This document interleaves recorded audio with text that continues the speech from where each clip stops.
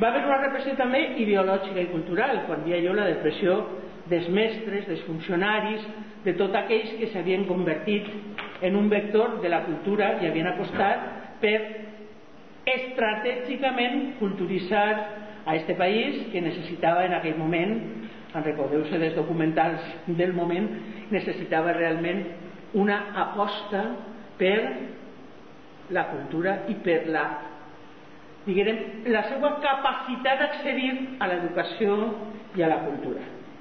Després, així n'hi ha, per exemple, exemples de llibres d'història, no? De textos com estaven en un text republicà i com estaven en un text franquista. Això és molt curiós. Jo tinc una sèrie de llibres on, per exemple, se condiciona la tasca de la dona, la tasca de l'home, i se diu què professions pot exercir una dona, què professions no pot fer, i aleshores això és molt significatiu perquè implica establir rols socials i, per tant, negar la igualtat i condicionar la societat al rol que te pertoca en funció del sexe i de la teua, del sexe des d'aquest punt de vista, però també de la teua procedència socioeconòmica, que també suposava segregar la població d'una manera decidida. Això de que hi ha escoles encara que posen, en València queda una, prop del centre, que té entrada de xiques i entrada de xicos. Però en determinades escoles, jo conec la que tinc més a prop, i en determinades escoles estaven els que entraven normals i una altra entrada que deia entrada de les gratuïtes en les escoles de xiques, o sigui, que eren aquelles que estaven ahí per almoina, perquè no tenien diners per pagar-se l'educació. O sigui, que hi havia una segregació social brutal i també una segregació, evidentment, en funció del sexe. Teniu per ahí, hi ha exemples gràfics, com dia, de llibres d'història, però també hi havia una repressió econòmica. Jo m'he trobat en alguns llocs del País Valencià gent que dia, clar, en la meva família el meu home, quan s'acostava algú, l'empresonaven de manera preventiva. Jo no podia treballar en les almagatzins de taronges perquè estava en la llista negra. Els meus fills no pogueren estudiar perquè en casa no hi havia diners, és a dir, tot allò que era sospitós de ser desafecto al règim estava condemnat a no poder treballar en allò que podia permetre a la seva família tirar avant.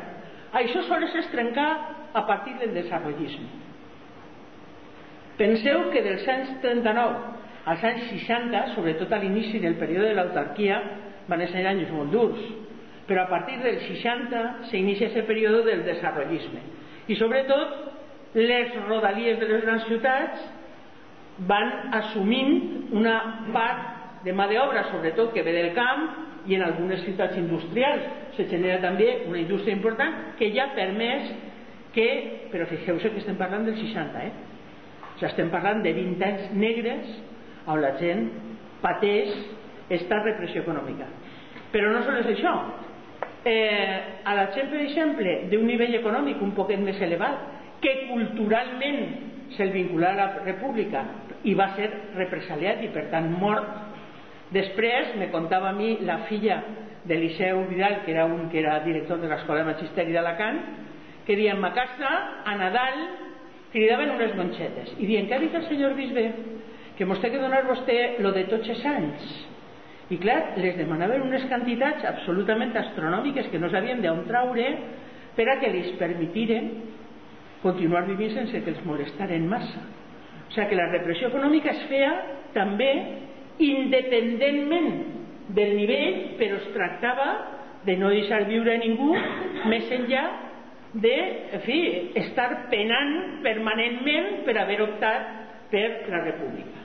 Tenim, que ja ho ha avançat, la repressió laboral, això de les llistes negres. Fixeu-se que estem parlant, nosaltres encara ho estem pagant com a Esquerra Unida en el País Valencià, en aquelles zones industrials que entraron el desenvolupisme del 60 encara s'alça un poc la mà, però tu ara vés-te'n a Muro d'Alcoi, vés-te'n a un lloc així més rural, a Llocnou de Sant Jeroni i tal, i pregunta quanta gent encara tenen por de dir que són d'un partit d'esquerres, per molt que s'identifiquen políticament en tu, perquè clar, en els àmbits rurals ara acabem de publicar en la Fundació un llibre destinat a la família dels Montalbán Moya, que van ser els fundadors de Comissions Obreres del País Valencià, i conten com els jornalers del camp en Córdoba, en una pedania de Córdoba, vivien en el postfranquisme. Els xiquets escarden el cotó, però des dels 6 anys, sense possibilitat d'accedir a l'escola. Eixa és la gent que després vingué a les ciutats a partir dels 60 i va generar, sobretot en el que es diuen els cinturons rojos o en les ciutats mitjanes de tipus industrial, un grup de gent que torna a refer, en aquest cas el partit va muntar comissions obreres en funció d'aquests llocs on s'ajuntaven els treballadors i les treballadores, però en els àmbits rurals la repressió laboral terrible. Quan una plegaves a un lloc que te contrataven en la plaça pública, el amo del terreno, tu jornaler vinculat a una organització d'esquerres tenies que treballar a sant de què? A sant de què? Aleshores, clar, va ser no deixar eixides, d'ahí que també una part de la emigració no sols és una emigració econòmica, sinó també és una emigració política, perquè s'ajuntava la repressió econòmica i laboral, i clar, a algun lloc tenies que anar, o fes emigració interna a aquests focus del desenvolupisme, o fes emigració externa a un lloc al que pogueres viure i pogueres donar de menjar als teus fills. Com que aquestes coses quedaven genèriques, varen pensar que era bo que aquests tipus de repressió se personalitzaren en una gent en la qual els alumnes no pensen que es pogueren haver sigut objecte de la represàlia. I en aquest sentit parlaren d'Eliseo Gómez Serrano, que és el que us havia comentat, que era el rector de l'Escola de Magisteri d'Alacant. La va patir també Miguel Hernández, que és l'altre exemple, i un altre que és el Peixet Alexandre, Joan Peixet Alexandre, rector de la Universitat de València, que va ser afusellat. Era un metge de reconegut prestigi, vinculat a l'Izquierda Republicana d'aquell moment. Aleshores, en fi, tot el món reconeix que era una persona d'un enorme prestigi intel·lectual, va ser empresonat en Sant Miguel de Reixos i va ser afusellat. En la paradoxa que tant en el cas de Miguel Hernández com de Peixet s'ha intentat recuperar i restaurar la seva memòria democràtica, dient que van ser condenats en uns processos injustos. Tant en el cas de Miguel Hernández com en el cas de Peixet, l'Estat ha declinat fer la revisió dels seus judicis. Jo tinc el facímil de tot el procés de Peixet que la Universitat de València reclamà davant de l'Estat, que a més el rectorat de la Universitat de València, per a que fora reivindicat en el seu perfil de persona de bé, compromesa intel·lectualment en el nostre país, i va ser rebutjat. Digueren que lo habían condenado porque esas eran las leyes del momento. Esa va ser la resposta. Però penseu que és la mateixa resposta que han donat en el procés de Miguel Hernández. Miguel Hernández el condenaren 2 vegades a mort, la segona quan ja havia mort. O sea, Miguel Hernández va morir empresonat en Alacant i quan ja estava mort aplegà una segona condena a mort. Que això acaba de publicar un llibre el cronista de la ciutat d'Alacant. I també s'han negat a revisar el seu procés. Per això quan diguem l'eix cronològic, sí, perquè dura un poquet més del 75, que ja estem en un altre segle, i no té sentit que en aquests moments el govern se negue a restaurar la dignitat i el reconeixement de 2 persones, de tots els que van morir, però en aquest cas de 2 persones de reconegut prestigi intel·lectual, com és el cas de Peixet i de Miguel Hernández.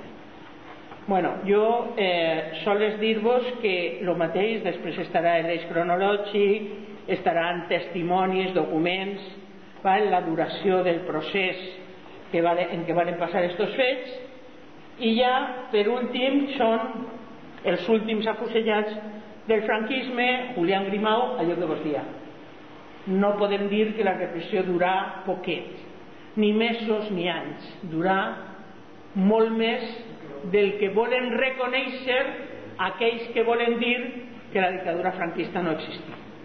Bueno, jo no me vaig a contar-vos tots els quaderns. Conste que estava qui va patir la repressió, qui la va exercir, i en qui la va exercir també vegem que la exercia l'exèrcit, la exercia la falange, la exercia l'església, tots el que eren els poders fàctics del moment. Quina és l'actitud de la població davant de la repressió? Pues, en molts casos va ser l'exili, en altres va ser la por i el silenci. Convertir en tabú allò del que no se podia parlar. Jo quan estava ja treballant alguns anys, tu hasta que algú te contava que en sa casa sí que és de veres que sentia en la ràdio quan ell era el xicotet o xicoteta en un lloc així amagaet de la casa, pues no era molt fàcil, perquè aquestes coses els pares diuen això que no s'entere ningú, no? I era el que generava el tabú.